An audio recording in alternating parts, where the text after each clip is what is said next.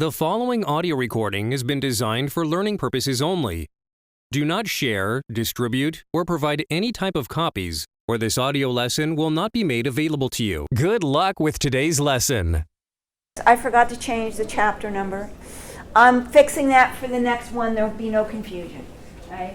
So what we're going to do is next Thursday, 40 questions on Chapter 6, the skin, Chapter 7, the bones, and Chapter 11, the muscles. So I put the terms here just in case I've confused you with any of the chapter numbers. Okay, so it's skin, bone, and muscle. Okay. Muscles, aren't they cool? God, I wish I looked like that. No way. You do if you remove the adipose and You take off all the fat tissue? Yeah, maybe. I don't think my muscles are even that big. Okay, so. I hit the wrong one. We have 3 types of muscular tissue, and we mentioned that when we talked about tissues. We have skeletal, cardiac, and smooth. Obviously, skeletal muscle is one that we have the most of. Okay. So this is a nice little thing from your book. It's really good. Okay. So I would go back to this and I would take a look at this. Okay. We mentioned when we talked about tissues that skeletal muscle moves bones. It's multinucleated and striated. We can see stripes in it, and we're going to talk about what those stripes are. Skeletal muscle cells are really long. They usually run the entire length of a muscle. So your biceps brachii right here, the muscle cell would run the entire length of it. Yeah. And it's under voluntary control. Now, there are some postural muscles that we use that our brain takes care of for us, like when we're standing up. You're not thinking, okay, back muscles make me stand up. So we've got a little of that going on. But for the most part, when we want to, we can move them all over the place. Okay? Cardiac muscle, only found in the heart. It pumps blood, right, out of the chambers of our heart. And we're going to get into the heart. You guys are going to get to dissect a heart. Ooh, cool stuff. It only has one nucleus. These are smaller cells. They also are striated. They're somewhat branched, too. They have little sections to them. And they have these little intercalated discs, which have gap junctions. And that allows the heart to literally pump as a unit, right? The 2 upper chambers are called the atria. They pump together. The 2 lower chambers are called the ventricles. They pump together because these can send signals to each other and through those little gap junctions.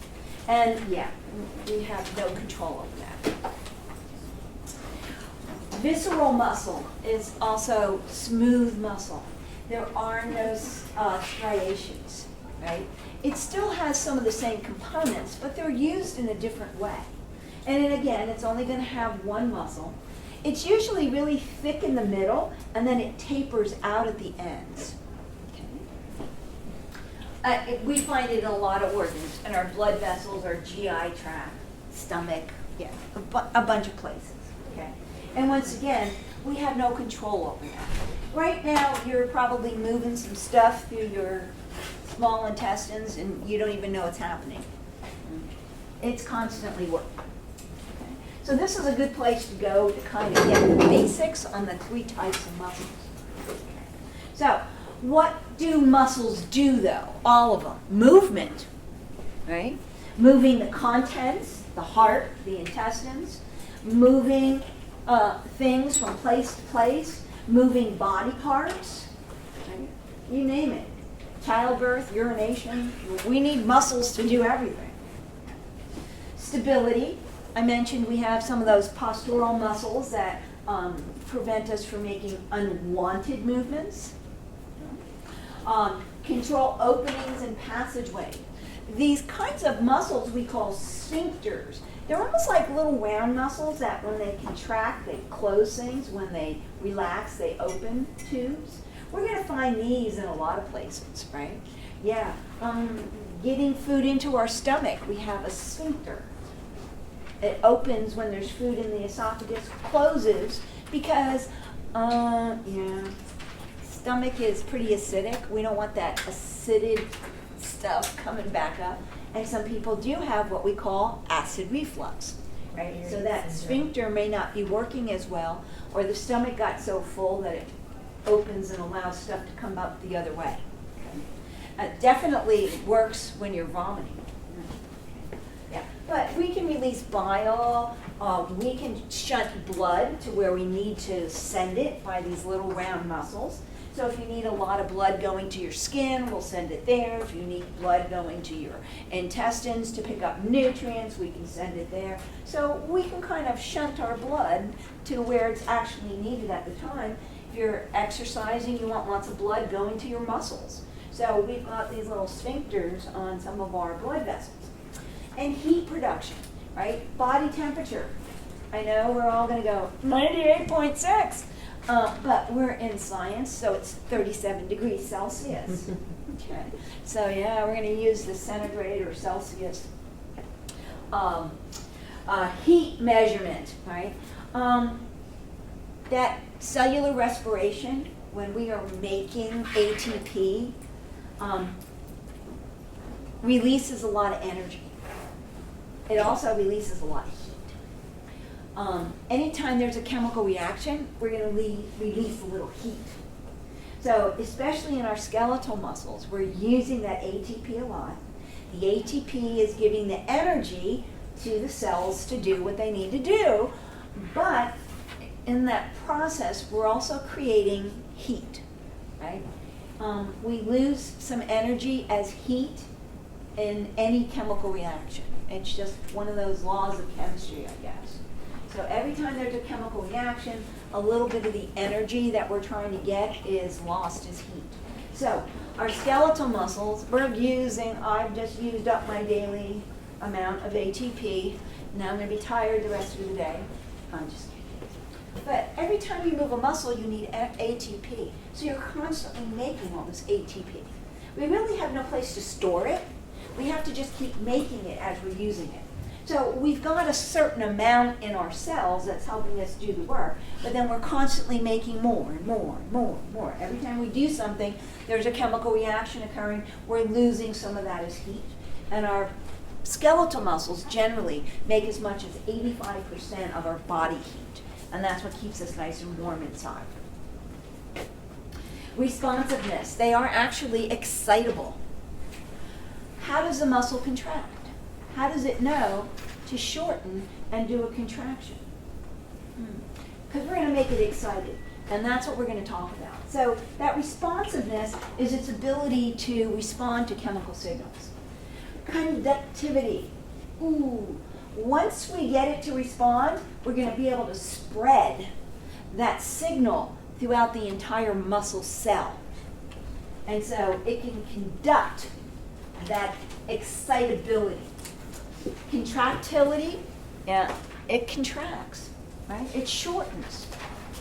But it also has extensibility. It can shorten and then it can lengthen. Have you ever okay, I don't really want to get up and move, but I want to get that over there. I need the TV remote from the couch, right? And I'm reaching out, and my muscle is stretching, and I can finally grab it. Yeah. So it can extend.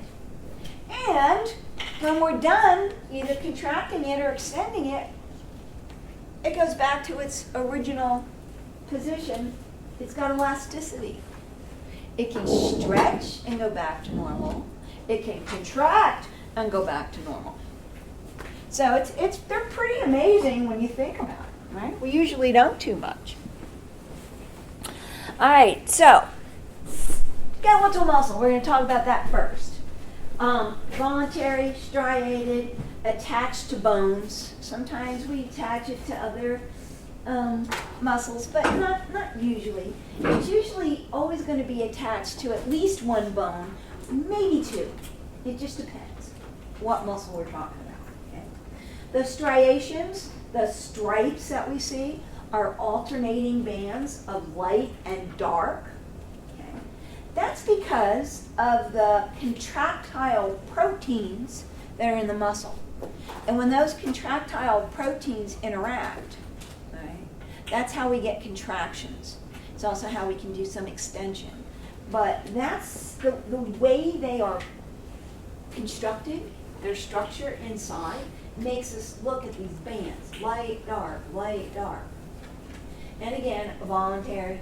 And because these muscle cells are so long, they go as long as the muscle. Right, so, what is this one again?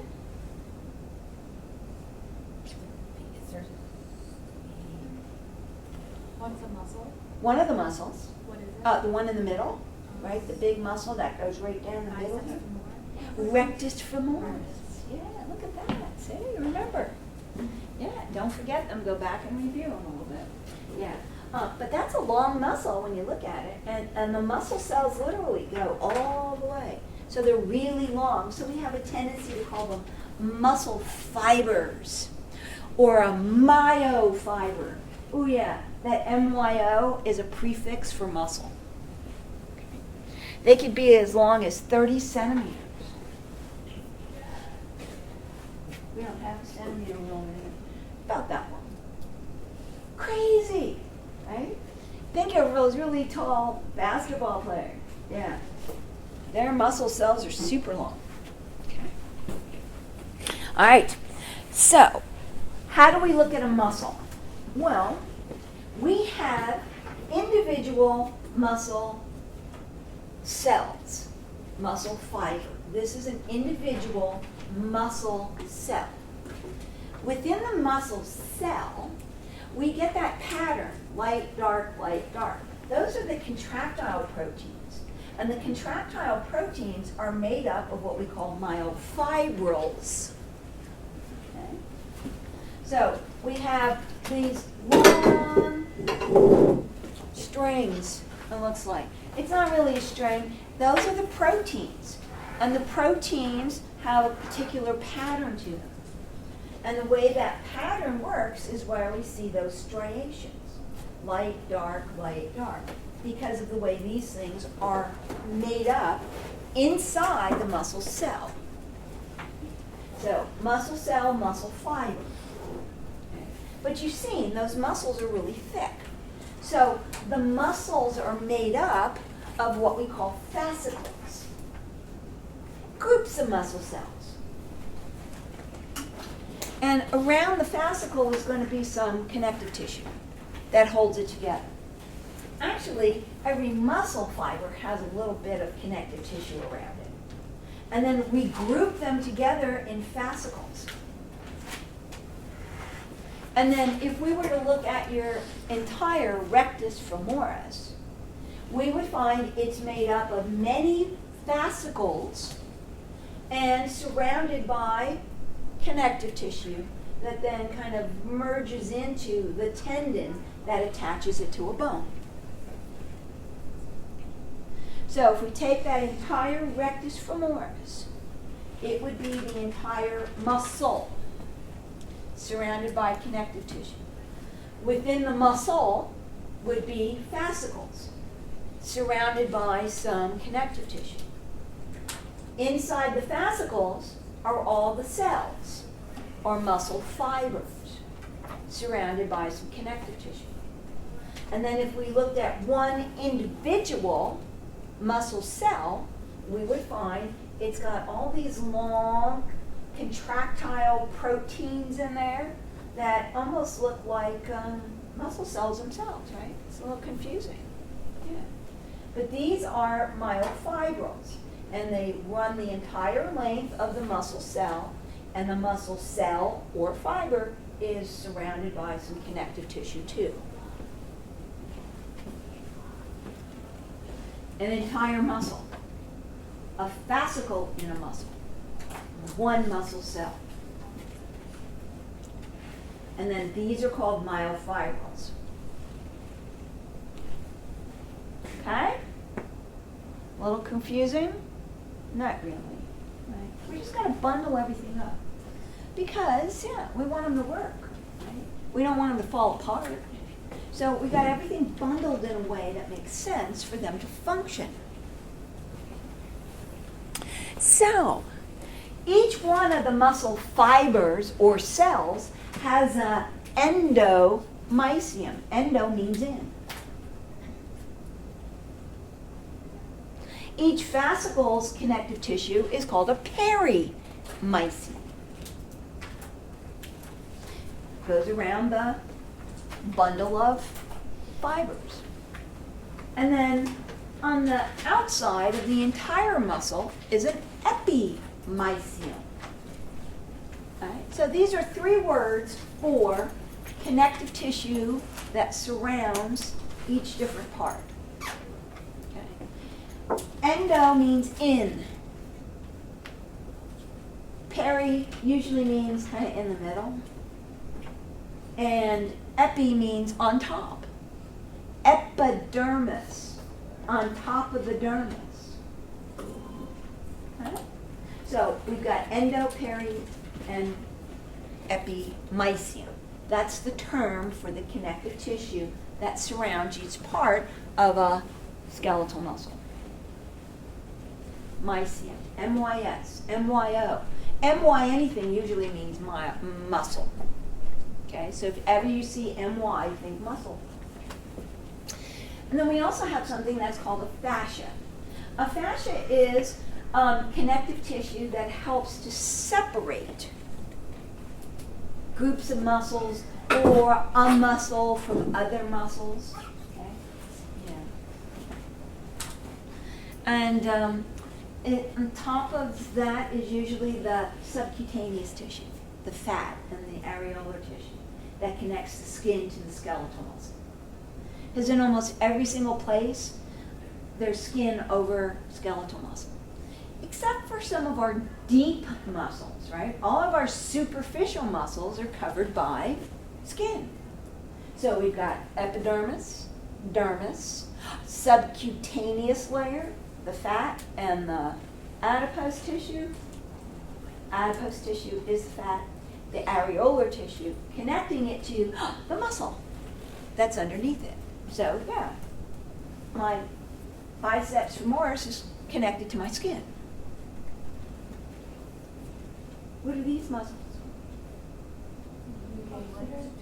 Zygomaticus, buccinator, masseter. Right? They're all connected to skin. Then we have some deeper muscles, like in your back, the rhomboid. Right? They're deeper. They're underneath that big kind of triangular muscle. Remember what that one is? Trapezius. Yeah. So some muscles are going to be deeper. But again, they're going to be surrounded by this fascia that separates them from the trapezius. So they are separated. Okay. So I kind of think of this fascia as like putting muscles in little compartments. I don't know if that helps you or not. All right, so there you go. Here we go. Here's that fascia. It goes right into a tendon. And the tendon will then connect it to the bone. We have the muscle with the epimysium that goes into the fascia, that goes into the tendon. There's no start and stop on these. It just all kind of mixes in together. Okay? And then within the muscle, we have fascicles. And around each fascicle, we have a perimysium, some more connective tissue holding it all together. And within the fascicles, we have individual cells. Each one of these is a little individual cell. And within, we're going to have a endomysium, some more connective tissue around that. And then within each muscle cell, we are going to have myofibrils. And we'll talk about what they are. So that's how we put a muscle together. Yeah. I had a question. Linnea had showed us the surgery of her husband's shoulder Oh. that had become detached. And when they reattached it, it was like they put a staple or some kind of anchor in the bone and then just restitched the muscle to the bone. So will that regrow itself then, like to the bone, or like does the muscle regenerate the Well, tendon it's to not reach- so much the muscle, but it's the tendon and the fascia that they attached. Okay. They didn't actually staple muscle cells to the bone, but they stapled this fascia and tendon to the bone. And yeah, it does. It just takes a long It time. takes a very long time though, because this kind of connective tissue only has blood vessels on the outside, so it takes a long time for them to repair themselves and repair the matrix and the actual tissue itself, right? It's very painful, yeah, but yes, eventually it will reconnect itself if we keep it close enough. Thank you. So it's not actually the muscles that they attach, we attach this fascia that kind of comes at that, you get the end of the muscle and then the fascia keeps continuing.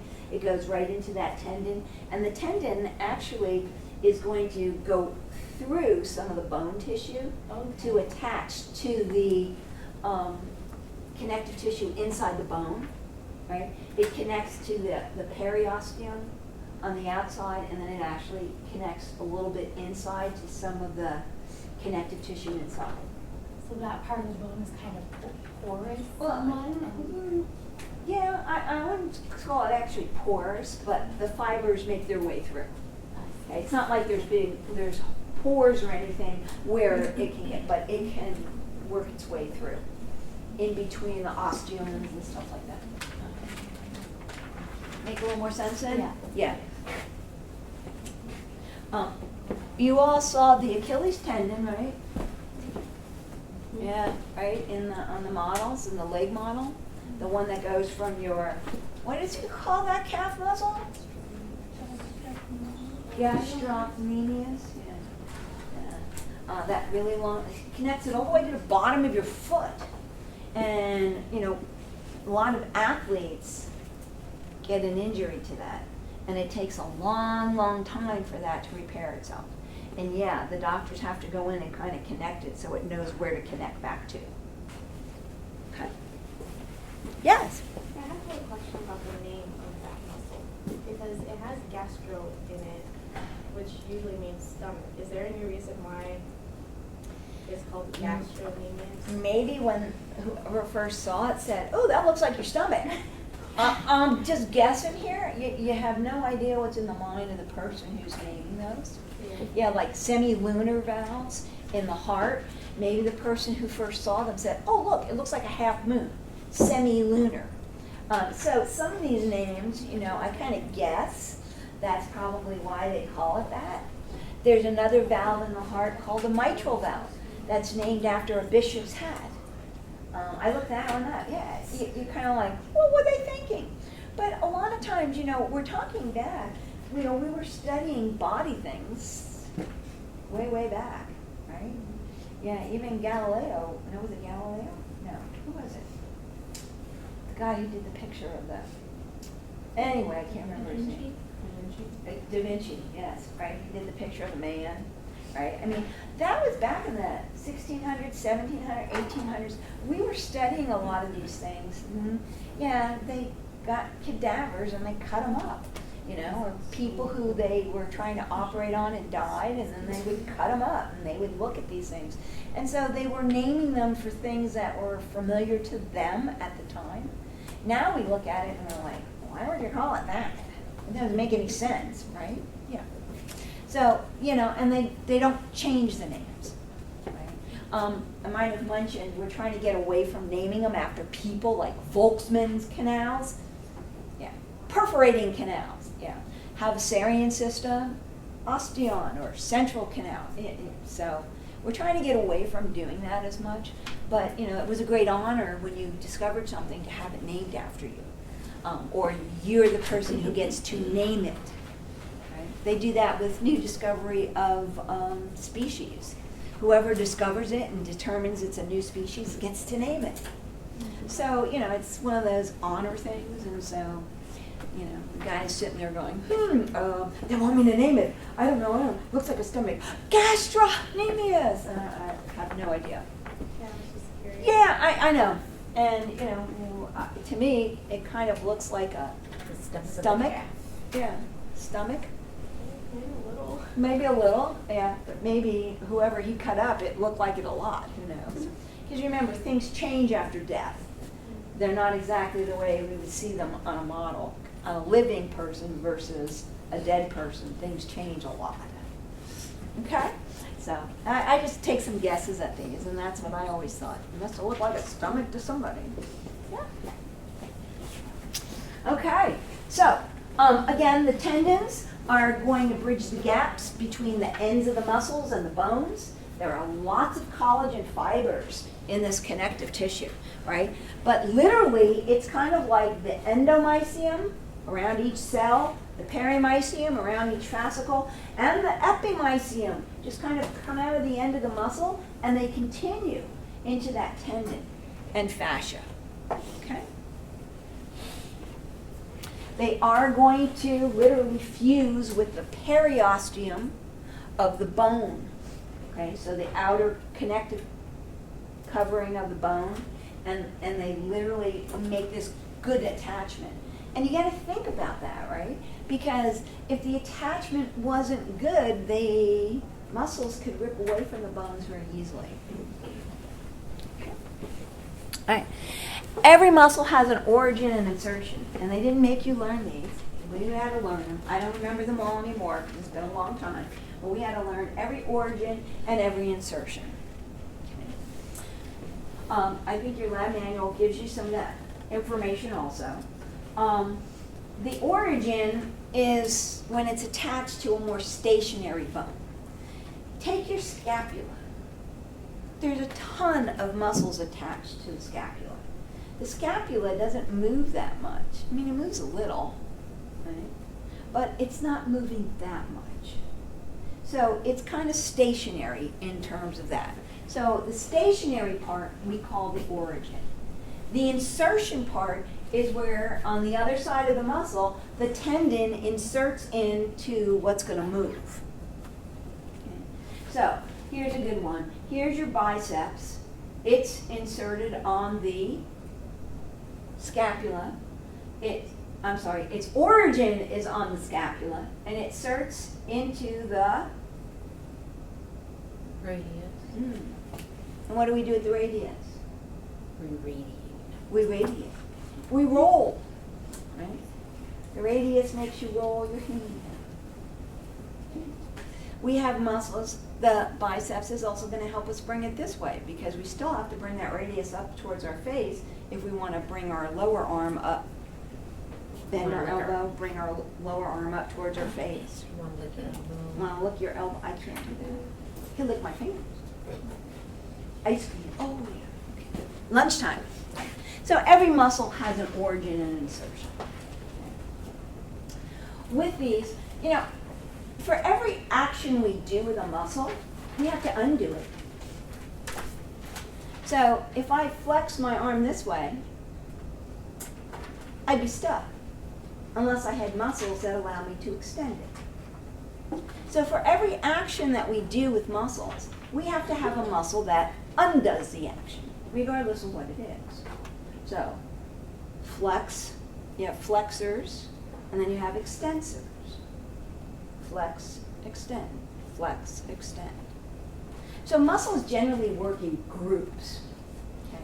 There will be one muscle that we call the prime mover, or the agonist, the one that produces most of the force, around a joint, right, where two bones come together, right? Joints, we got joints everywhere, right? Name it. If it bends, if it rotates, it's a joint. Mm-hmm. So we've got two bones that are moving within a joint. So the prime mover is the one that's going to do most of the work. Well, then we have some that are actually going to help the prime mover. We call those a synergist, right? It aids in the movement. Okay. And then we have the antagonist. Does the anti-movement, the movement that undoes what the prime mover did. So that's where you have agonist, does the movement, antagonist, undoes the movement. Flex, extend, flex, extend, flex, extend. Flex, I can't stand on one leg anymore. Sorry. So, origin, insertion, muscles work in groups to perform some sort of movement. Prime mover does the main force. Synergists help to aid the prime mover. Sometimes they help to stabilize the joint so that the joint will move easily. And antagonist is going to undo the movement that the prime mover did. Kind of makes sense, because otherwise we would have bent our arms when we were babies and we'd be walking around like this right now. We would have never been able to undo them. Yeah. All right. So here is just an example. The prime mover here across the elbow is the biceps brachii. The synergist is the brachialis. The antagonist is the triceps brachii. So again, flex, extend, flex, extend. And for every movement we do, regardless of what it is, we're going to have these muscles helping us to perform it. All right? All right, so let's get into a muscle fiber. Now that's an individual cell. Yeah, so another term that refers to muscles is sarco. Sarco. S-A-R-C-O. And myo, M-Y-O. So when we look at a muscle fiber, and again, they were named at the time they were discovered, so we have some unusual names. It's not that bad. The cell membrane of a muscle cell is called a sarcolemma.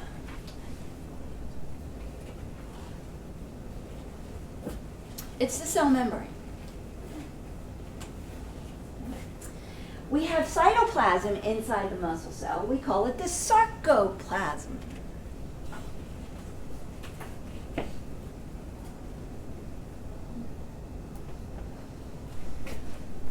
Those long myofibrils I mentioned, those are protein bundles. We've got some thin and some thick, we call them myofilaments. And that's going to take up most of the sarcoplasm. They're like in long strings inside that muscle cell. And we've got two kinds of myofilaments, contractile proteins, that are going to interact with each other. And they run the entire length of the muscle cell. Because we've got these myofibrils filling up the main part of the sarcoplasm, we have multiple nuclei in the cells, but they're kind of pushed against the sarcolemma, the cell membrane. Because we've got those long, they almost look like threads running in the sarcoplasm from one end of the muscle cell to the other. Because we need lots of energy to make our muscle cells contract, we're going to have tons of mitochondria in there. And they're packed in every little available space. Okay? So there's lots of mitochondria in your muscle cells making ATP. So let's look at a couple more things we find in there. The sarcoplasmic reticulum. You've heard the term reticulum before, right? Rough endoplasmic reticulum, smooth endoplasmic reticulum, making proteins and lipids. This sarcoplasmic reticulum has it's a membranous kind of sac network that stores calcium. And it kind of surrounds all the myofibrils. Okay? Because your muscle cells will not contract unless you have calcium.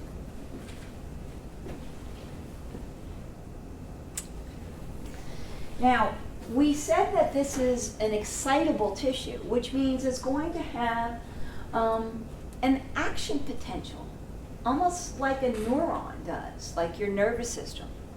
And this action potential, when it hits the muscle cell, causes a cascade of events to happen that makes the muscle cell shorten or contract. So what we have at the end of the sarcoplasmic reticulum are these little dilated sacs that right down the middle of, we have these transverse tubules, or T-tubules. And it's actually an extension of the cell membrane, the sarcolemma. And the extension of the cell membrane actually goes all the way through the muscle cell. So we call it a T-tubule or transverse tubule. So we've got these dilated sacs on the sarcoplasmic reticulum and the T-tubule running right down the middle of these two. So we call it a triad, 3. I didn't name them. So let's look at a picture. Here we are. We are now inside of a muscle cell. These are the myofibrils, right? And they are arranged in little bundles again, right? And they travel the whole length of a muscle cell. This is taking up the most of the sarcoplasm, so all the nuclei are pushed up against the sarcolemma, the cell membrane.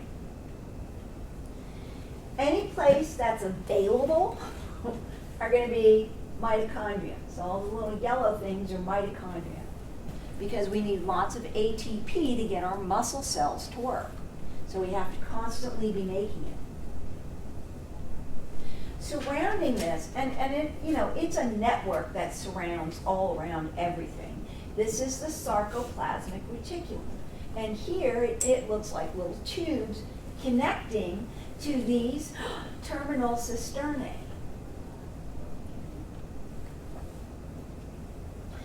Here is the membrane. Here is one of these T-tubules. And that T-tubule runs right down the middle of the cisternae of the sarcoplasmic reticulum. And it travels all the way through to the other side. And it's an extension. It's cell membrane that's going downward.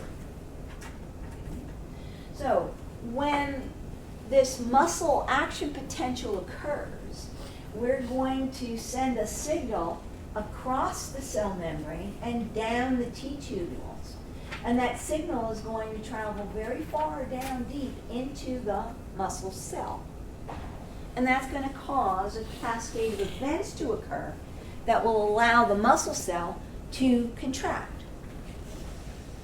Confusing. We'll get there. So, sarcolemma, sarcoplasmic reticulum, T-tubules, myofilaments or myofibrils, nucleus, lots of mitochondria. And the cytoplasm is called the sarcoplasm.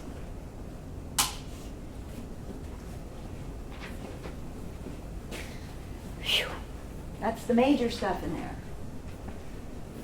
What is going to make the muscle cell contract is what's going on in these myofibrils. Okay. Questions? Comments? Go over anything again? Okay, we're good then? All right. So, here's another little close-up. Sarcolemma, sarcoplasm, mitochondria, rough endoplasmic reticulum, T-tubules. Here's our little triad, the big ends of the sarcoplasmic reticulum. Here's a myofibril. And we're going to take that myofibril and we're going to break it up into little units that are called sarcomeres.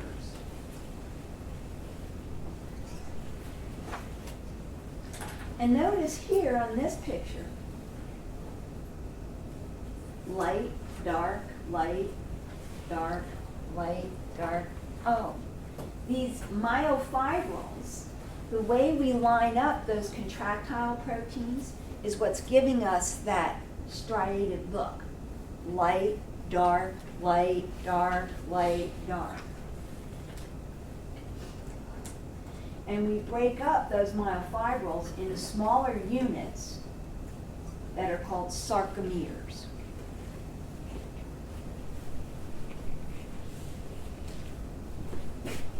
Okay? All right. What about those myofilaments that make up the myofibrils? Too many words, I know. Okay. We have two different types. The first type we have is referred to as the thick filament because, yeah, it is thick. Right? It's made up of these little sections that stick up. Right? You see them all sticking up? Yeah. So we call this particular contractile protein myosin. Myosin. And because these things are sticking up, we call them myosin heads. And they have tails. And the tails wrap around each other. And that's why we call it thick, because all the tails of all these heads that are sticking up are wrapped around each other. And they make this really thick looking myofilament. So that little head, I guess you could say, your book says it looks like a golf club. I'm not a golfer, but I know what a golf club. Hockey stick. Any hockey players? Yeah. Okay. So again, all of the tails wrap around each other, and the little golf club heads or hockey stick heads, or we call them myosin heads, stick up. And when they stick up, they're going to have a little binding site on them that's going to allow it to interact with the other contractile protein.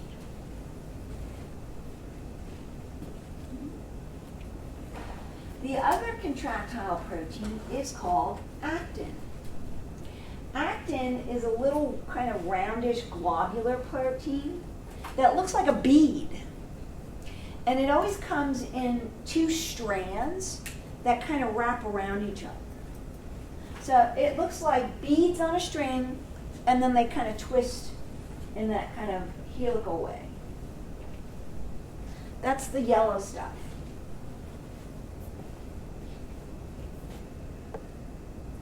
See the little dark spot on all these? That's where that myosin head can interact. I'm going to go back one slide, and then I'll come back. Right? Actin binding site. Myosin binding site. So that myosin head can actually bind to that actin molecule.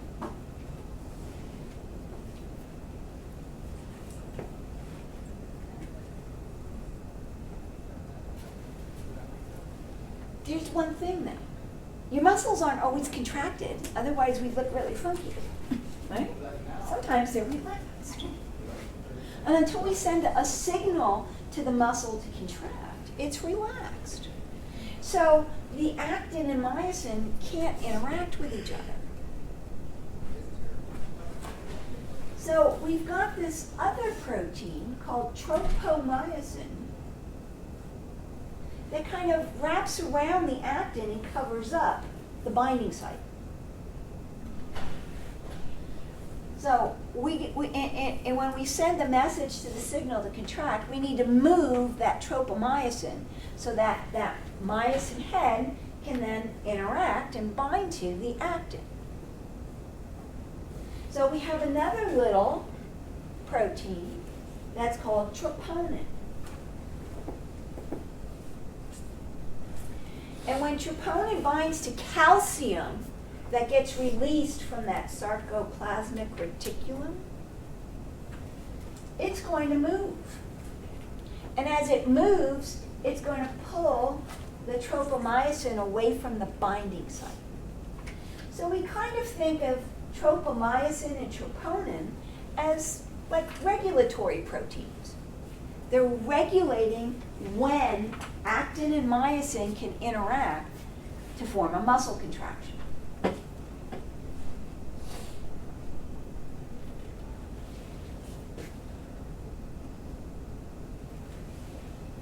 That's a lot. I know. So, myosin head wants to interact with actin molecule, but it can't unless we move the two regulatory proteins, tropomyosin and troponin. And the only time that moves is when there's calcium available in the cell. So we have to have some way to release that calcium from the sarcoplasmic reticulum. And when the calcium binds to the troponin, troponin will pull the tropomyosin off of that actin, and then the myosin head can bind, and we're going to get a contraction.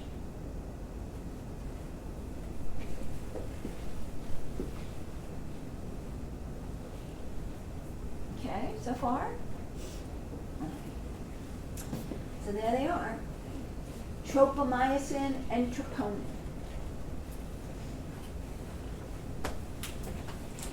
So when we get like a cramp and the muscle just kind of goes spastic, is it because the tropomyosin are going crazy, or is that? There are several theories about cramps. One is you run out of ATP. Another is you've got sort of an ion imbalance. So they're not positive, and it could be different things depending on what's going on. Buildup of lactic acid can also cause a cramp. So there's a variety of things that can cause cramping in a muscle or twitching, right? So we're not always sure exactly why, but they have some theories about it. And I mean, it's kind of hard because you can't cut open the muscle when it's happening. So we can't, yeah, I mean, we want to, but we can't, yeah. So it's kind of hard to always come up with the exact answer for why that happens. But there are theories out there that they've got some support for, yeah. It usually has lactic acid buildup, or it's an ion imbalance, or you're out of ATP. So there's a variety of things they think could happen. Okay, so the contractile proteins are actin and myosin. They're literally going to do the work to make the muscle contract. When the muscle contracts, the muscle shortens. Okay. The regulatory proteins are tropomyosin and troponin. And literally it is like a switch. Relax, contract, relax, contract. Depending on, when we send the signal, what we want to move this muscle, I'm sending a signal to it, so it's going to do something. Okay? I'm going to release that calcium. Calcium's going to bind to the troponin, and we're going to be able to uncover that binding site on actin where the myosin head can then interact. So, the striations we see, light, dark, light, dark, light, dark. Well, we take those myofibrils and we break them up into what we call a sarcomere. So this is actually a scanning electron microscope picture. So a sarcomere has what we call Z lines on each end.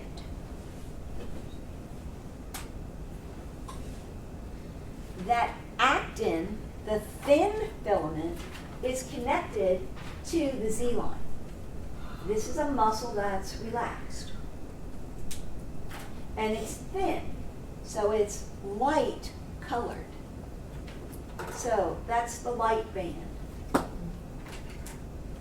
The myosin is thick. It's darker. That's the dark band. Light, dark, light, dark, light, dark. Makes sense.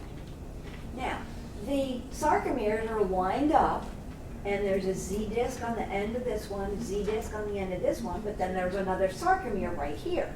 So there's going to be some light bands, actin, connected to this Z disc also. And then there will be the myosin. And then there will be another actin and another Z disc, all the way down that entire long myofibril structure. It's just broken up into these little sections. So of course, we have to give them names. So, where we have the light striation, we call it the I band. Where it's dark, we call it the A band. Light, L-I, I band. Dark, D-A, A band. That's how I remembered it. There's an I in light, so that's the I band. And there's an A in dark, so that's the dark band.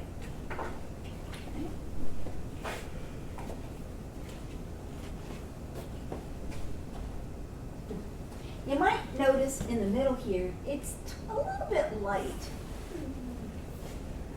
Over here, actin and myosin is overlapping a little bit, so it's really dark. But down the middle here, there's only myosin, like all those tails wrapped in together. So it gets a little bit lighter. So they call this the H zone. And I got nothing for that, the half zone. You just have to remember H zone. And then there's something called the M line. And the M line helps to anchor, right, those tails on the myosin. So that's in the middle. So the only one you really have to kind of remember is H zone. The hams. I have nothing for it, but I can come up with something for all the others. So that had to be the H zone. That's the only one I didn't have anything for. All right, so let's look at a picture of what this looks like. So here we are. We're taking these myofilaments and we're breaking them up into these sarcomeres. Okay. So they call this the Z line because it's zigzagged. Yay! That even makes sense, right? But you can see, for this sarcomere, the actin is connected here. For this next sarcomere, the actin's connected here. Okay. So altogether, this is going to make a light zone. Myosin is thicker, and then we're going to have a little overlap also of that actin. So this makes this really, really dark band. The E band. And then we have a little bit in the middle here where the actin molecules are far apart from each other. Well, when the muscle shortens, those actin molecules are going to move closer and closer and closer together. So that's what's going to happen in the H zone. And then the M line is right down the middle, and again, it's going to help to anchor some of this myosin. We also have another little filament in here. You don't need to know this one, but I think it's interesting. It's called titin. Yeah. Shorten. Go back to your regular length. Shorten. It's almost like an elastic band. Okay. So titin helps to let it get short and then go back to its original shape. Like the old cord bones. Yeah, people don't know what those are. I used that once for just demonstrating DNA, and everybody looked at me like I was nuts in my biology class. You guys don't even know what landlines are. Heck, when I was a kid, we had a party line. Mm-hmm. We were ring number 2. Huh? Yes. Good old days. Yeah. They used to have to be wired into the wall. Boy, I'm really old, I know. That part. It's typically in the kitchen. So here you go. We've got the light band where there's nothing but actin in 2 adjacent sarcomeres connected to the Z line. Then we have a dark band where we have some overlap of actin and myosin and just myosin. That's the dark band. Then we have the H zone where there's space between these, and this is what it looks like when it's relaxed. And then we have the M line down the middle that helps to anchor the myosin, and then just you don't have to worry about tighten, but I just think it's kind of cool because it shows you how it's coiled up and it allows some of that elasticity. Okay, any questions about that? I know you got to study it a little bit. All right, so everything we just talked about is on this slide. So if you have any questions, you can refer to this slide. All right? Okay, and then I had that again. All right, so when and how do muscles contract? When we send a signal from our brain. I'm thinking, I want to walk. Okay? I don't even think. I just start walking, right? I don't even have to think. I want to go over there. I'm going to the door. I don't even think I want to walk. But my brain is going to start to go, okay, well, I need to send signals to those muscles so that you can pick up your feet and move. Okay?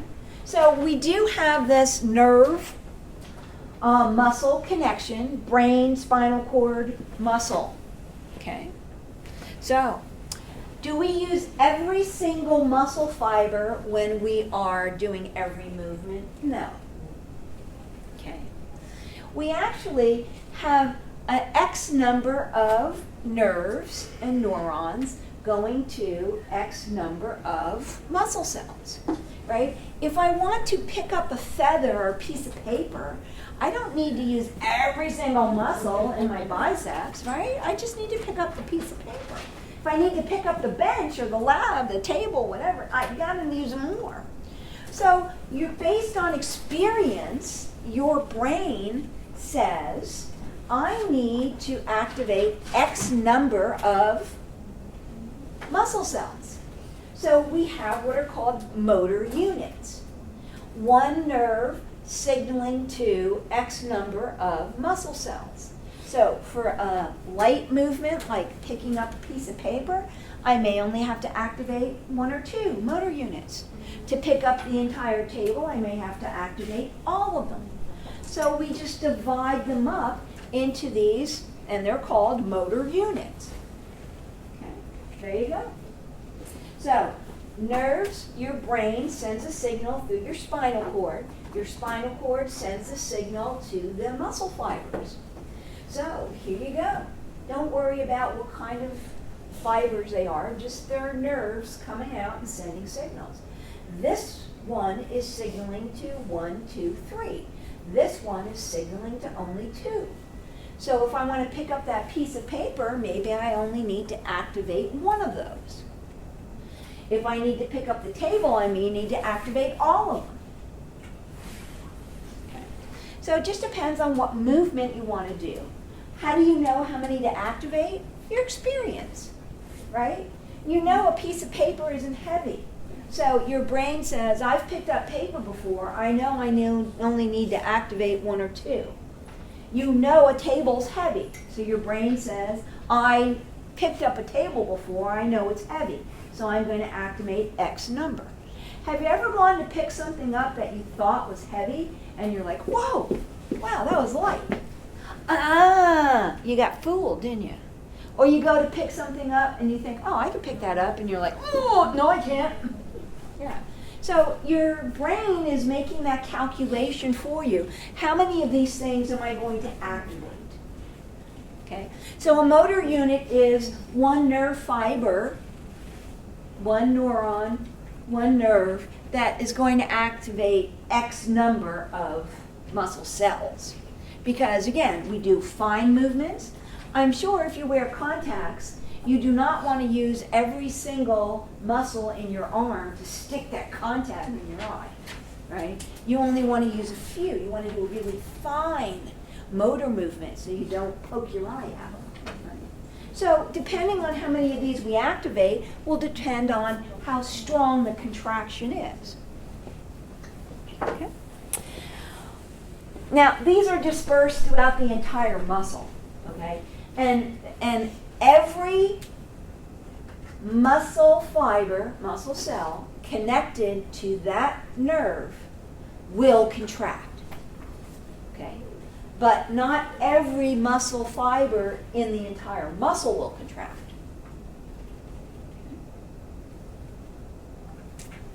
Yeah.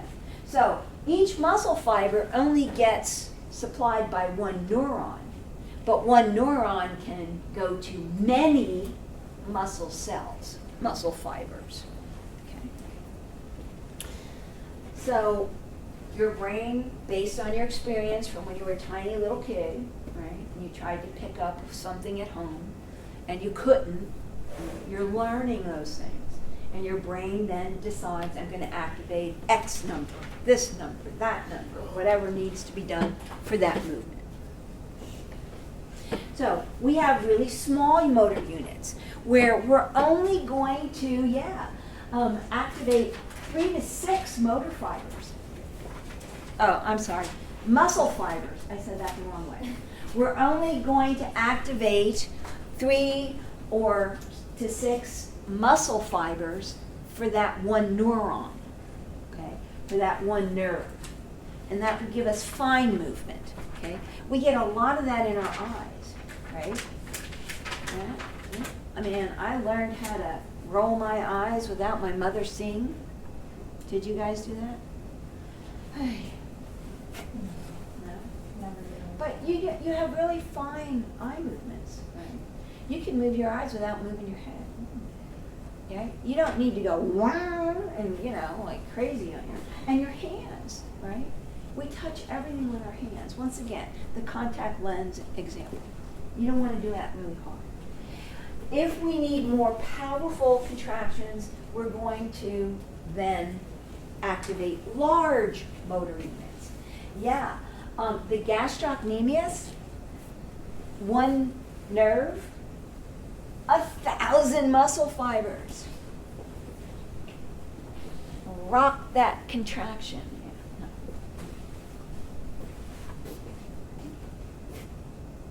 So we have small motor units and large motor units. Sometimes we activate all of them. Sometimes we activate a small and one large. It just depends on what movement we want to do, what we want to pick up, what action we want to do.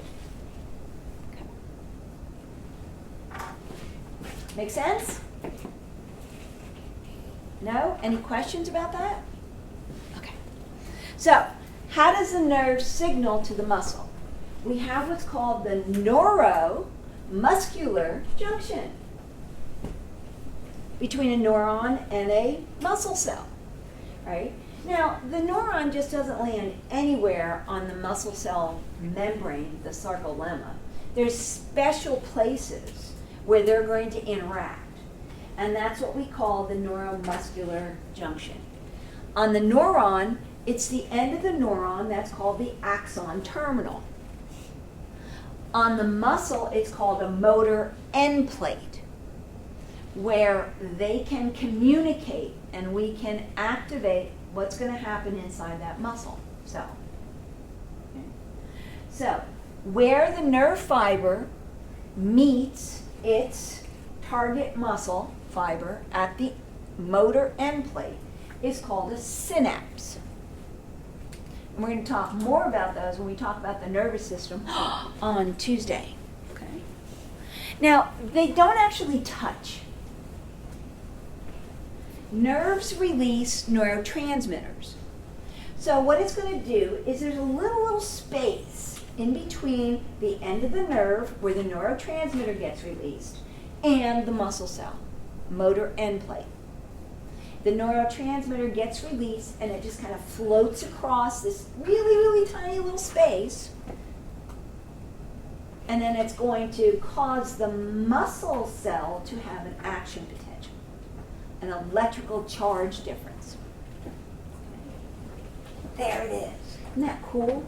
I love these scanning electron microscope pictures. So here's a motor neuron, right? And it's a motor unit. It's signaling to this one and that one and one over there. And then there's another one. Oh, pretty cool, isn't it? It's actually what it looks like. Okay. So we have a neuron coming to this motor end plate, a special spot, not just anywhere, these special spots. So, all right, let me go to the picture. Maybe this will make it easier. Right? So this is part of our nerve, and this is the spot where we store and release the neurotransmitter. Okay? So this spot right here is called a synapse. The little space between the neuron and the muscle cell is called a synaptic cleft. Anybody have a cleft, Chen? Me. Right? It's a little space, right? Yeah. So it's a cleft, a little space in between the two. This is called a synaptic knob. We'll get into that a little bit more when we do the neurons.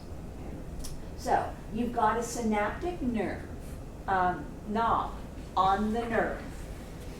It's filled with synaptic vesicles that have neurotransmitter in it. The specific neurotransmitter used for muscle cells is called acetylcholine or acetylcholine. You can say it either way. When the neurotransmitter acetylcholine is released, it goes across that tiny little gap, the synaptic cleft, over to the muscle cell. We're going to use exocytosis. Those little vesicles are just waiting there. Oops, wrong way. Sorry. Okay, here you go. Vesicles are waiting. A signal comes down and says release the vesicles. The vesicles come up. They exocytose, merge with the membrane, release the neurotransmitter acetylcholine into the little synaptic cleft. Well, in these specialized places in the motor end plate, we've got little receptors that are going to respond to acetylcholine.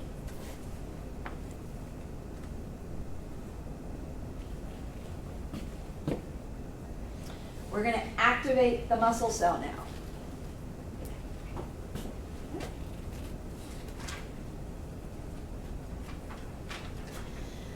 There's going to be an action potential in the muscle cell. And we haven't talked about action potentials yet, but we will get there. Okay? So we're going to excite the muscle cell. And that's going to cause a cascade of events to happen inside. Okay? There are 4 phases of this. Excitation. That's where the neuron, the nerve, sends the signal and the muscle cell gets excited. We said it had excitability. We're going to link that excitability to contraction. We're going to get the actin and myosin ready to interact. The contraction part is when they interact. And we shorten the muscle cell. And then it's going to relax and go back to its normal shape.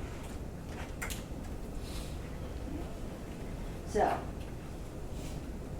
we have to excite the muscle cell membrane at that motor endpoint to have an action potential. And the way we do that is with neurotransmitter from a nerve. Once the muscle cell is excited, there's going to be some things happening inside the muscle cell. The sarcoplasmic reticulum is going to release calcium where it's been stored. The calcium is going to bind to that troponin. Troponin is going to move tropomyosin. Contraction. Actin and myosin are going to interact. Then the excitation goes away. The calcium gets put back into the sarcoplasmic reticulum, and the muscle cell relaxes.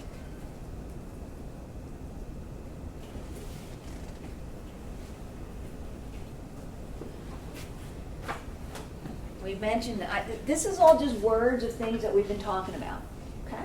All right, so here we are.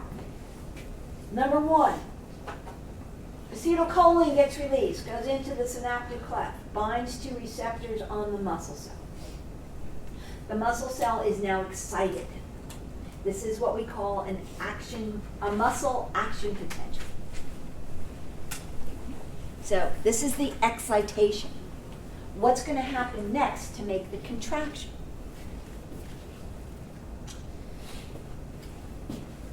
This action potential is going to travel down T-tubules, because that's an extension of the cell membrane. As it travels down here, it's going right next to the sarcoplasmic reticulum, the little triad. That excitation down the T-tubule causes the sarcoplasmic reticulum to release calcium. The calcium floods into the sarcoplasm, finds troponin and binds to it. And then troponin moves the tropomyosin off of actin, and then we can get contraction. There it is. We're moving down, we're moving down, we're moving down. As we move down, it's going to cause the calcium to be released through little calcium channels. And the calcium comes flooding out. Later on, we're going to put all the calcium back. But right now, we're going to let it out. There's the troponin. There's the tropomyosin. When the calcium binds to troponin, troponin pulls tropomyosin off of the binding site. So that's excitation, contraction, coupling. We're getting ready to do this muscle contraction. Let's see if it'll work.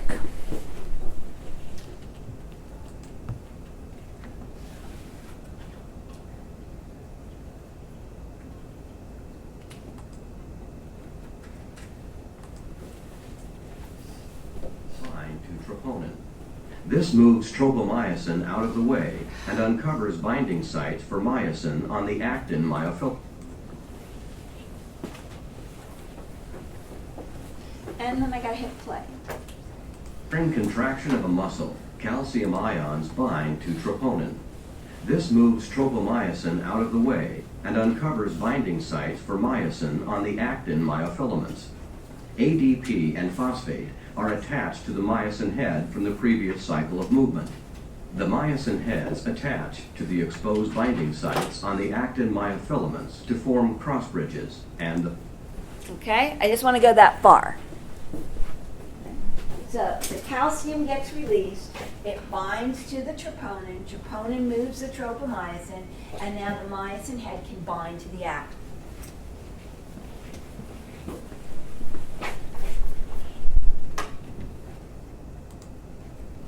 Whoops. Okay.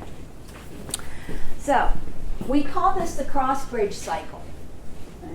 So we now have the ability of the myosin head to move to this.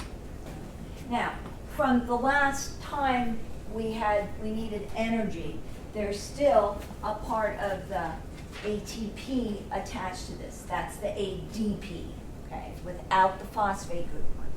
So it's still attached to the myosin head. Right? So we've stored some energy in that myosin head. So once the calcium is released and the tropomyosin is moved, the myosin head is kind of in this position and it binds to the actin. Now the energy that we stored in that head causes the head to rotate like this. See how far back it is? Now it binds and you can see that it's pulling forward. And that's going to cause it to kind of walk those actin molecules into that H zone. In order to get the myosin head to release, though, we have to use another energy molecule. And when we put the energy molecule on there, we're storing the energy in that myosin head again to allow it to rotate again. So this is what's called the cross-bridge cycle. The bridge between myosin and actin.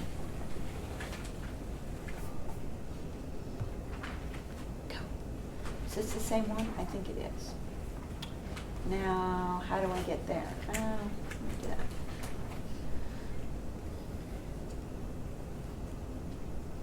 An action potential introduced at the neuromuscular junction is propagated along the sarcolemma of the skeletal muscle. At the T-tubule, the action potential is propagated on the T-tubule membrane into the interior of the muscle cell near the ends of the sarcoplasmic reticulum. The depolarization of the T-tubule membrane causes nearby voltage-gated calcium ion channels on the sarcoplasmic reticulum to open, resulting in an increase in the permeability of the sarcoplasmic reticulum to calcium ions. Calcium ions then diffuse from the sarcoplasmic reticulum into the sarcoplasm. Long filamentous tropomyosin proteins lie on two sides of the actin myofilament, covering up the sites where myosin can bind to the actin myofilament. Globular troponin proteins are attached to the tropomyosin. When calcium ions bind to troponin, this causes troponin to change conformation and move the tropomyosin. When the tropomyosin moves, this uncovers the myosin-binding sites on the actin, allowing myosin heads to bind and form cross bridges. The cross bridges play a role in muscle contraction. Okay.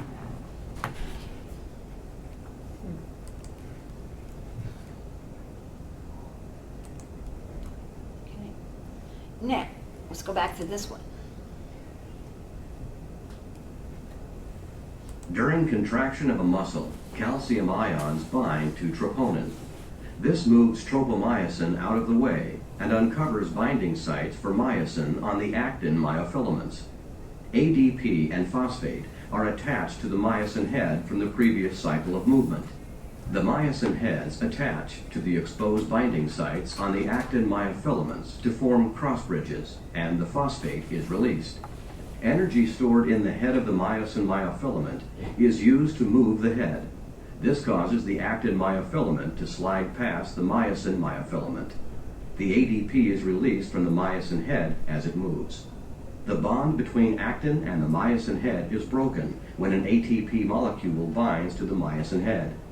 The ATP is broken down to ADP and phosphate, releasing energy, which is stored in the myosin head and will be used later for movement.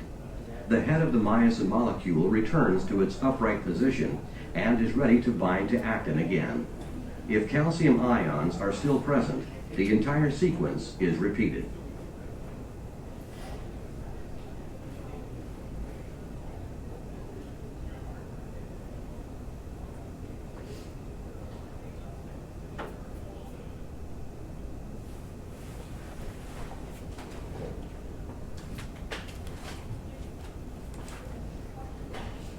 I think I put them in the wrong order.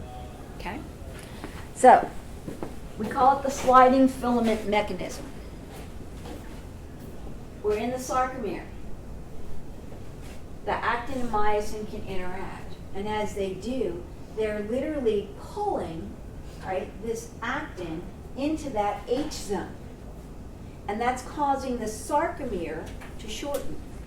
All the sarcomeres in the muscle cell are doing the same thing at the same time. That causes the entire muscle cell to shorten. So they call it the sliding filament mechanism. And here we can see, here's the sarcomere, right? Starting to get shorter, and now it's really short. Look at the line, the space between the two Z lines. Wider. Getting smaller, completely contracted. And now we've pulled those Z lines in really close to each other. So again, all of these units means the entire cell is contracted. questions? Make sense? Anything at all? You've had this before? No? All right. Relaxation? Well, after we've gotten as far in a contraction as we want, we release calcium. The calcium gets off of troponin, it gets released, and it's going to get pumped back into the sarcoplasmic reticulum. And as the calcium leaves the sarcoplasm, the muscle starts to relax because troponin allows the tropomyosin to cover up the actin binding site. There's no interaction, there's relaxation. Have you ever heard of rigor mortis? Ooh, yeah. 3 to 4 hours after death, the muscles start to stiffen.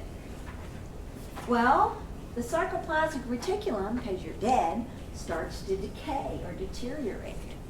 And it starts to just keep releasing, the calcium just comes out.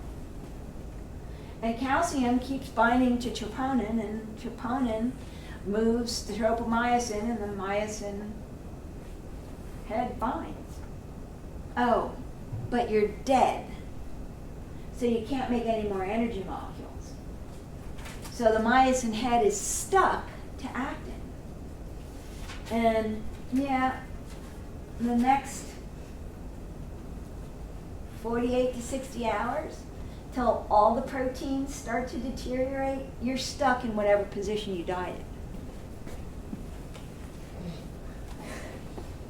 If you were sitting in a chair, you're going to be sitting up for 48 hours. If you were laying down, not so much of a problem. I don't know, if you are doing some kind of weird thing when you die, yeah. That's the position you're going to be in for about 48 hours before all the proteins and everything start to degrade, and then it'll all get mushy again. Okay. I thought this was interesting, and I did some research on this, and I was reading something, and it was like in the old days, right, way before we understood what was going on here, people would die sitting up. And, you know, in the old days, they didn't have embalming, so they wanted to bury people really fast. So they would actually have to break bones and stuff and nail people down in the coffin so they could get them to lay flat. Because they didn't understand about rigor mortis. Mm-hmm. Yeah. Unless they found them after 2 days. Yeah. So, okay. So they were like, this person's freaky. Why are they so stiff? Yeah, that's why. Kind of cool stuff then. I have one question. Sure. So when my grandma died, like we noticed that her eyes would twitch. It was very creepy because it made me think that she wasn't actually dead. Right after? No, it wasn't right after. It was like maybe like 3 days after. It was very weird. She hadn't been embalmed by then? You know, like she was, but I don't know, like her eyes just twitched. It was very weird. That is freaky. Yeah.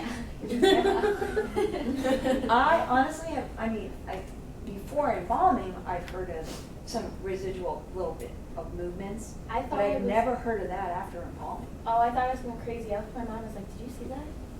She was like, yeah, I've seen it. It was very weird. She was sending you a message from the other side. Morse code. I thought for like months after, like, I kept telling my mom, I was like, we buried my grandma alive. Like, even though like I knew that she was dead, but like there was why was she doing that? Like it was weird. Yeah, It was freaky. Yeah. We can look that up. Okay. So again, control depends on how many motor units we activate, and we've mentioned that already, right? So weak muscle contractions, we only activate a few. Stronger muscle contractions, we're going to activate a lot of motor units, okay? So we call it recruitment, right? Again, most of the time, our brain is calculating how many we need, but if you go to pick something up and you find it's a little heavier than you thought it was, your brain activates more motor units and you can usually pick it up. Sorry. Making weird noises on your recorder, sorry. So, and if you want to hold something for a long time, we're going to recruit more and more and more motor units because you want to hold it for a while. Okay. So you're holding something heavy and you want to carry it somewhere, right? At first it feels light and then it feels a little heavier, so you're going to activate more motor units so you can carry out whatever it is you want to do. So that's just called motor unit recruitment. We have isotonic and isomeric contractions. There is a difference. In isotonic, right, the length of the muscle changes, means it shortens.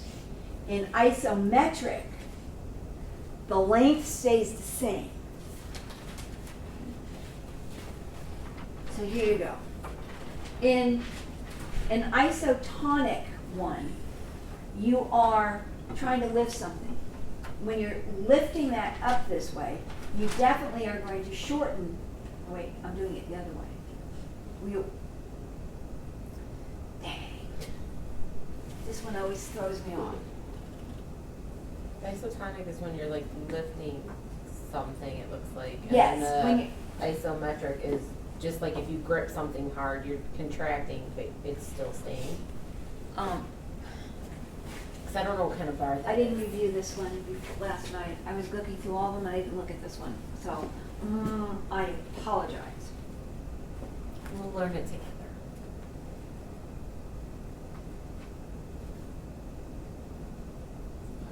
So eccentric is when it's going down and lengthening, concentric is when it's tightening.